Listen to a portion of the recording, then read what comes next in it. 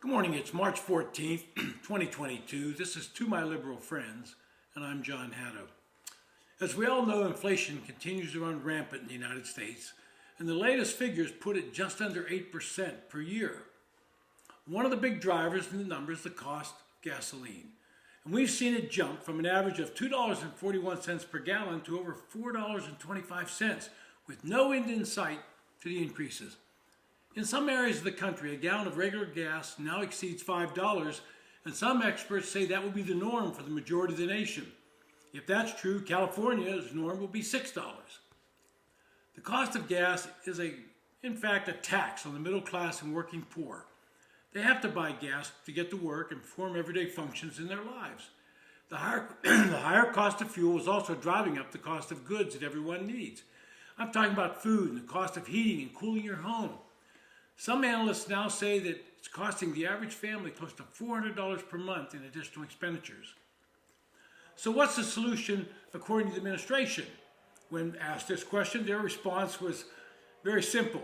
Joe Biden just announced that by 2030, he expects to see 50% of the cars sold in the United States to be electric vehicles. Now that's a massive jump, since right now that number's hovering around 3%, and more than half of those vehicles are pretty expensive Teslas. So why haven't people switched from gas-powered to EVs? Would-be buyers often cite concerns about running out of power and not having access to a car charging station. Higher initial upfront costs for electric cars cause people to pause, as well as many look at the cost of, say, a Tesla, which is over $70,000. And the average cost of an electric vehicle does exceed. So last week, Secretary of Transportation Pete Buttigieg had a press conference with Vice President Kamala Harris. And in that, he dismissed this problem with his claim that people should just buy an electric car. He did this while standing next to the Vice President, and both of them sounded completely tone deaf.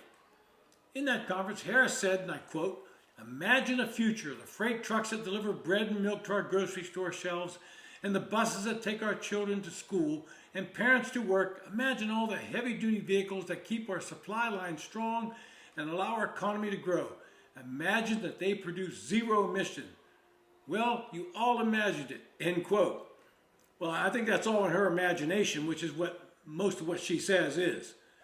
Neither she nor Buttigieg mentioned high gas prices at that press briefing. They towed the party line on climate control and ignored the pain that the average American is suffering with the rapidly rising price of the gas pump. Instead, they just urged everybody, go buy an electric car. That will solve all your problems. But it's not as easy as it sounds for the average American. According to Kelley Blue Book, the average transaction price for an electric vehicle last year was $51,532. That's more than $11,000 higher than what you'd pay at the dealership for a full-size gas-powered car, and nearly $30,000 more than the average compact car sale.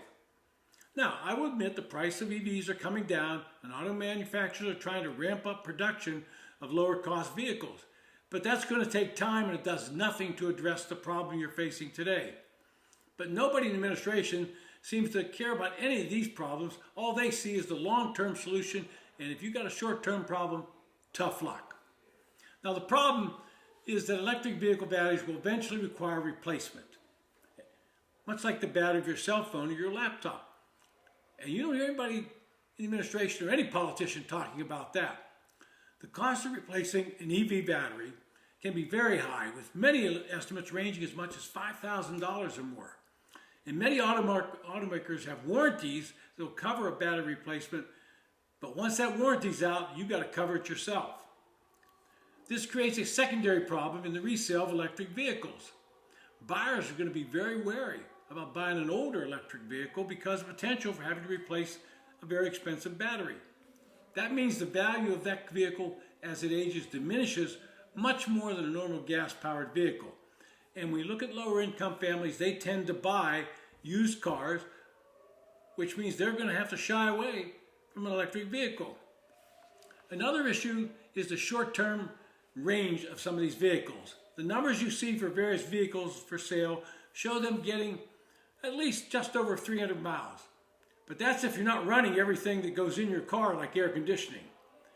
So for any long trip, you have to carefully plan for charging stations and account for the time you have to spend standing there charging the vehicle. And if everybody had a thing, you'd have to stand in line like it was a gas line. Another part of that equation that the climate control politicians ignore is twofold. First, the batteries use cobalt, and the majority of that substance comes from China. The same with lithium. The battery pack of a Tesla Model S is a feat of intricate engineering. Thousands of cylindrical cells with components sourced from around the world transform lithium and electrons into enough energy to propel the car hundreds of miles, and again without tailpipe emissions. And that's what they keep preaching.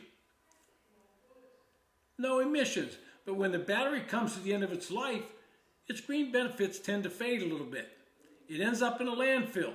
Its cells can release problematic toxins, including heavy metals, and recycling the battery can be a hazardous business.